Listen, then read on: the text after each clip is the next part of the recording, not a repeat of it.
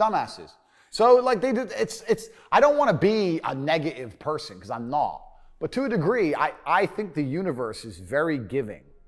And I've yet to experience in my 36 years a man or a woman who genuinely tries their very best and genuinely dedicates themselves to something and is genuinely motivated to make sure they're the best version of themselves, who doesn't get what they want. Yeah. I've never seen it. I've never seen someone go, I spend all of my time doing what I'm supposed to do.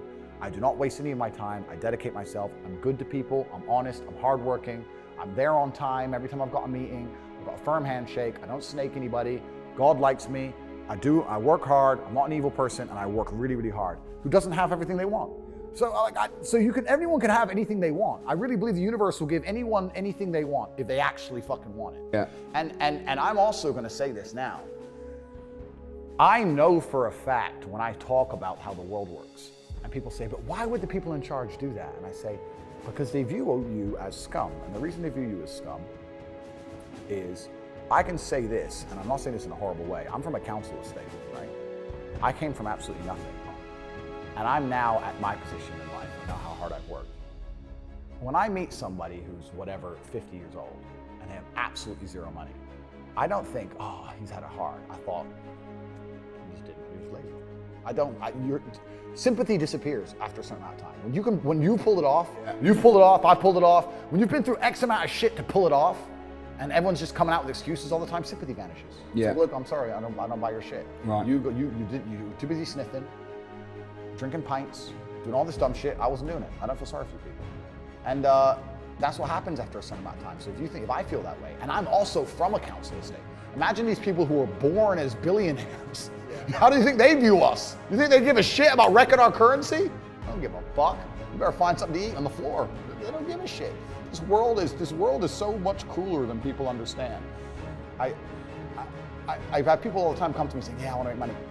Go take a half an hour and learn about fractional reserve banking. Learn you don't even know how money works. Yeah. You don't even know how a bank works. Like, how are you gonna make something you don't know what it is? Right. Like, it's crazy, man. At least being closer to it, so you're right. People should, even if they haven't got a penny in the world, should be going to these meetings about real estate, about investing, but especially if it's cheap, they should go. Just meet other people who at least have money. Have conversations about money, talk about it. How are you gonna get what you don't talk about?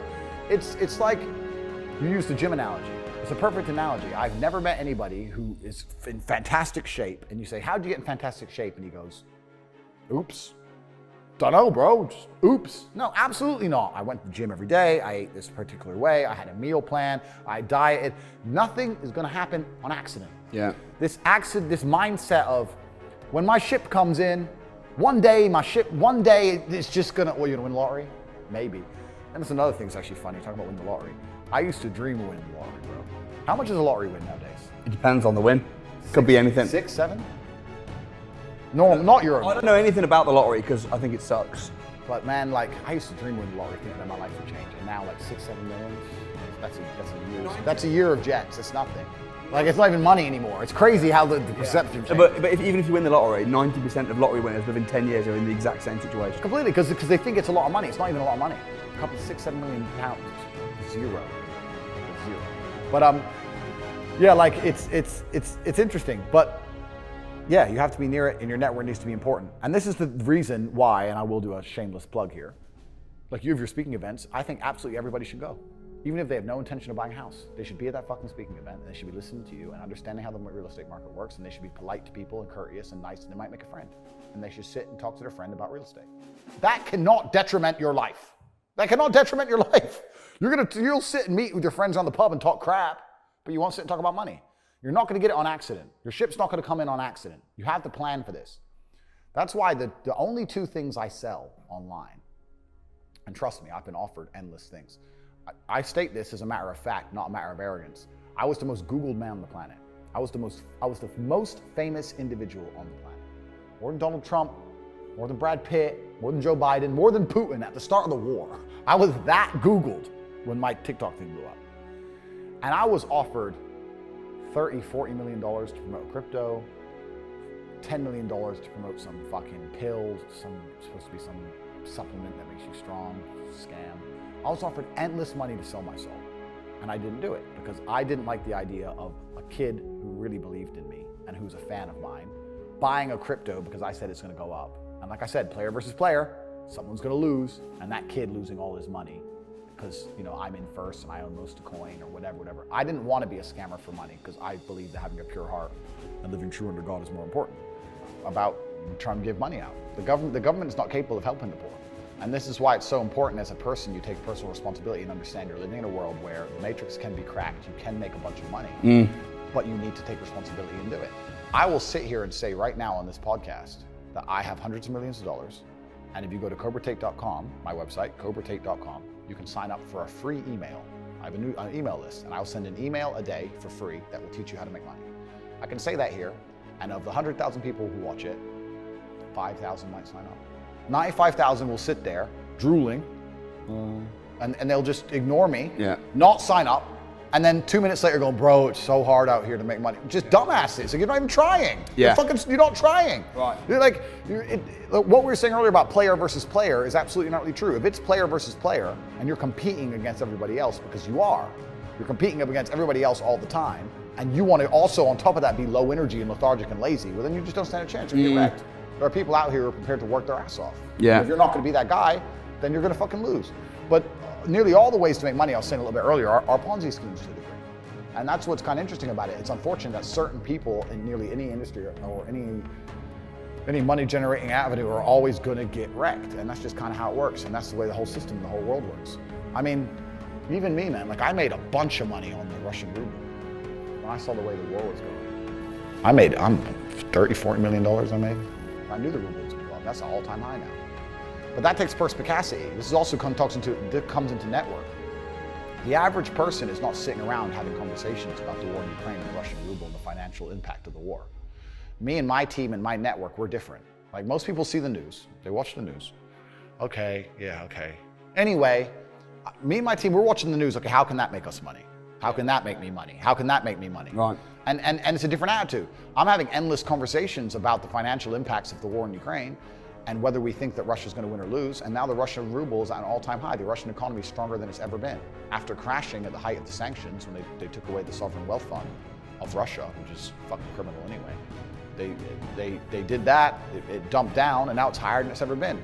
On a currency to get a 3x? Yeah. Like it's nearly unheard of. People don't talk about these things. I'd say this another thing. I say to people who ask me, they go, Andrew, how do I get rich?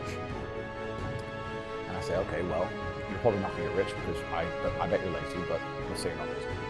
The number one habit that people need to adopt, and this is a habit I had for a very long time, and I've actually recently cleared it from my brain because I've reached a point where peace of mind is worth more than money. But every single time money is spent, you need to identify how your money was taken from you. And I say taken because money can't be made. Money is taken. Because the only people who can make money are the government. So if you're a government, you can make money. You can print it from thin air or a bank. But if you're a person, you're not making money. You're convincing other people to give it to you. You're taking money from others. So every single time you spend money on anything, you need to identify how it was taken from you. When you go and buy a coffee, don't just go buy the coffee and sit down. Sit and say, why did I buy this coffee? Okay, I really wanted coffee. Yeah. But then why did I go into this store and not that store? Is it better advertising? Does it have less of a line? Do they have seating? How did they convince me to come in here? How much did this coffee cost? £6. What's the profit margin on that? Probably £5.50, £5.80 probably by the time. The cup probably costs more than the coffee. The coffee is just water. How did they convince me to spend £6 in this place? And when you sit there and analyze and you all start to learn little lessons about business, you'll learn about the importance of the signage, you'll learn about the importance of there being no queue. Yeah. So that if you ever run a business, I'm telling you, I say with my business, my people all the time, faster. All the time, quicker. Yeah. Like I have a couple businesses that are physical. I'm like, I don't want to see a line. I don't want it to see empty because it looks bad. So when there's lines, you work fast. When we're down to 1 or 2 people, you take your time, you talk to the customer. Right. You keep it so there's like always one person at the thing. Like manage the line. Like people don't think about this stuff. No one's gonna sit and wait in a long ass queue. Maybe some idiots will, but people like me won't. We've got shit to do, right? My time's worth money. I'm not gonna stand and wait in a line. So you have to identify how your money is taken from you. If you start doing that with every single time you spend anything ever, you're gonna start to identify business opportunities. And you're gonna sit there and you're gonna have coffee and you're gonna go, you know what? They could have sold cake and they didn't.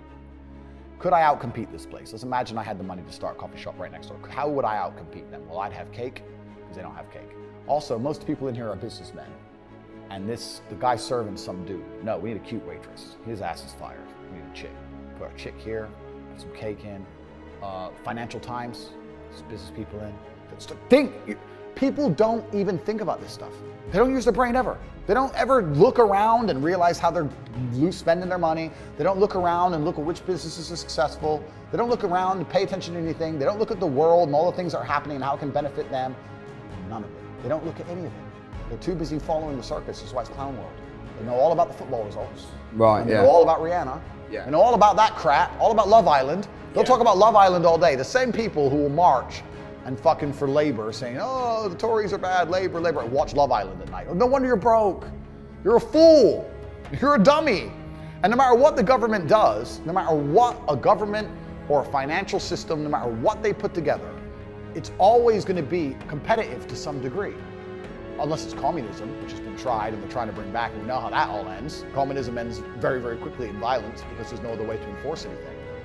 But no matter what they do or what law they make, there's going to be people who work harder than you and make more money. So if you're going to be a lazy dummy watching Love Island and not paying attention every time you spend money and not try and think and use your brain, guess what? You're going to stay fucking broke. Yeah. And yes, the cycle of precipitation, right? So a cloud comes, it rains, it falls down to the ground, it goes under the ground, whatever, goes into a stream, it moves into the stream, goes to the ocean, evaporates again, up to a cloud, floats somewhere else, falls down again. It's always moving. That's how money is. People think that money is in these large, stagnant pools hidden in people's bank accounts. That's not really true. Money is constantly moving all the time. And if you can find a way to get in between it and stand in the right place at the right time, you're gonna get wet. That's absolutely no. That's an awesome analogy. But it's true. I'm gonna steal it, by the way. You can, it's no problem. It's true. And a lot of people have done that, right? I mean, even the little example I was talking about earlier. If anybody with a brain didn't invest in pharmaceutical companies at the beginning of COVID, you didn't buy stock in Abbott at the beginning of COVID, you don't know why. If you didn't invest in arms companies at the beginning of this forever war, I don't know why. Like, it's easy. Where's the money going? To Ukraine to buy guns. So what am I gonna do? I'm gonna buy stock in Raytheon. Like, it's not complicated stuff. It goes into also, we'll talk about network and how important that is. But it's interesting you say about being in the room where people are making, are talking about property deals. I say the same thing. I say this to people. I say, if you're in a room full of ice cream experts, and all they talk about is ice cream, how to make ice cream, their favorite flavor, the best way to store it, how much it costs to produce, how to transport it, and that's all they talk about is ice cream. Even if you have no interest in ice cream, over a long enough period of time, you're gonna end up knowing stuff about ice cream. You're gonna end up knowing shit. You're gonna be like, that's double chocolate this, it costs this much, and this is how they moved it. Da, da, da. You're gonna know things about ice cream. If you're in a room full of people who only talk about money, then you're gonna end up knowing about money. It's exactly the same thing. And network is net worth, everyone understands this. And people also understand that they're likely to become the sum of the 5 people they spend the most time with. Yeah. But then they hang around with losers. It just blows my mind. It's like, I'm a busy man. Like, I don't have time. All these opportunities I've given a little away. I've told a little bit about domain names, a little bit about the Russian ruble, a little bit about stocks, etc. I'm very busy myself, but my network, I have hundreds of people who I talk to all doing this shit. Hey, Tate, have you seen this? Boom. And I'll throw him something, he'll throw me something. Da, da. That's my ecosystem. That's who I talk to. Those are my friends. We don't talk about Rihanna. We don't talk about the football. We don't talk about Love Island. We don't talk about anything other than money. Yeah. How are we not gonna make hundreds of millions of dollars? How am I not gonna have money? Like, that's all we talk about, that's all we do. So I say this to people and I say, when's the last time, we talked about the coffee shop example. I say this to people all the time, when's the last time you sat and talked about money? What do you mean? When's the last time you sat down with someone and talked about money? Well, what do you mean talk about money? Well, if you don't know what to talk about, then you don't understand money. So go learn how money works. Go learn how a bank works. Go sit on YouTube for free. You don't just pay 50 grand in 4 years at a university. Go sit on YouTube and understand money, banking, or the real estate market, any of it. Understand the last housing price crash, why it happened. Understand mortgage rates and how that's affected by interest rates. Understand it, and then go sit with someone else who understands it and talk about it. Oh yeah, I should do that, yeah. Back to you. I never sold my soul. I'm not like Logan Paul and these fuckers who sell an energy drink full of sugar and crypto pump and dump scams and NFT scams and all these other influencers sell scams or they sell gambling to kids on their Twitch screens. I don't do none of that. I don't do anything. Only two things I sell are my university, which I have priced so cheap, $60 a month, so cheap that anybody can join. There's no one who's too poor for that. Yeah. And there's no contract, it's month-on-month enrollment. You can join, if you don't like it, you can leave. Everybody who joins makes more money than they invest. Look, even if you spend $60 to join and you make $300 the first month, it's still a win. Yeah. It doesn't matter. You're not going to be a millionaire overnight, but it's still a win. It's my university for that, and the only other thing I have is my network, which is the War Room, and we have about 4,400 men all around the world. And those are people. That's a place where you can go and talk exactly about the things we're talking about, money. Mm-hmm. Oh, the war in Ukraine's happening. How can this make us, how does this affect me in a way that actually is going to benefit me? Not what the news is saying. The news is talking shit about how we have to save Ukraine and fucking money laundering all this money through fucking arms companies. They're lying to you. What's the actual truth and how can this actually benefit me? So I have the War Room, my personal network. Those are the only two things I sell to the world. I sell how to make money in a university and I sell a network. Because if you have those two things, you can have anything you want.